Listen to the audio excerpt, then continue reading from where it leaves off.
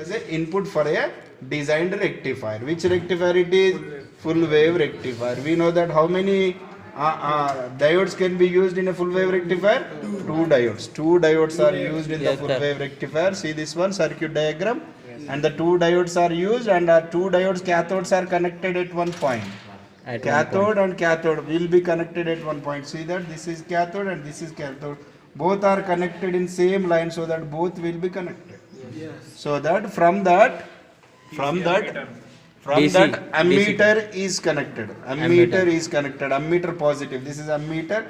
Positive means red wire. See this one, red knob. It is a positive. Where the two cathodes are connected, from that ammeter is connected. Ammeter negative is connected to resistor. Ammeter negative is connected to ammeter negative. Ammeter negative is connected to the resistor. Resistor other end is connected to ground. Resistor other end is connected to ground. Then coming to the positive of voltmeter is connected to the load. Positive of the voltmeter is connected to the load resistance. Negative of the voltmeter is connected to ground. And here coming to the source side, two positives are connected with the two diodes. Two positives. Go with the two positives. This is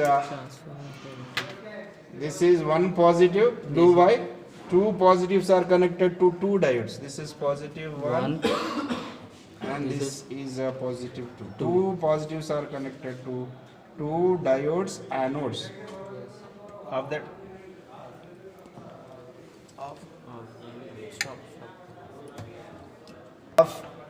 Two diodes anodes are connected to the two positives of the step down transformer, whereas negative is connected to ground. Negative is connected to ground. We know that negative is connected to ground. Now the circuit diagram is complete. Yes, sir. Now in what way we can identify whether the readings are right or not? First I am going with the 1 kilo ohm resistance, so that I should get the reading of IDC and VDC. Ratio between VDC and IDC must be equal to 1 kilo ohm. 1 kilo.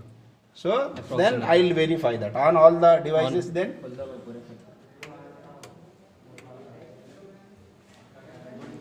see this one, VDC. VDC how much I got? 7.14 volts.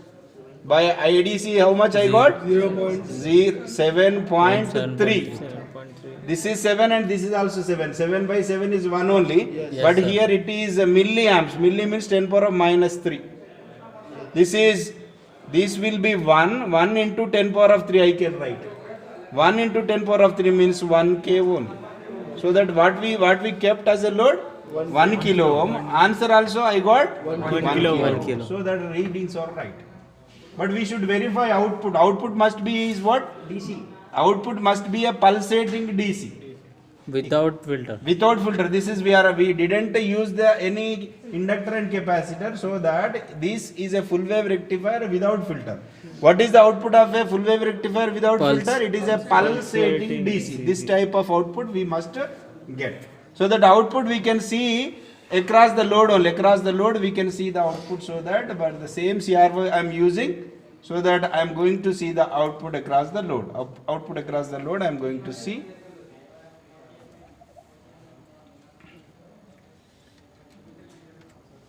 Everyone see the output then? Yes, sir. See the output.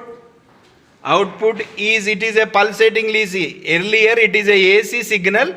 Now it is a pulsating DC. Earlier signal, the input signal is this AC signal, that is 0 to 10 to 12 volts of AC. But the output we got is the like that.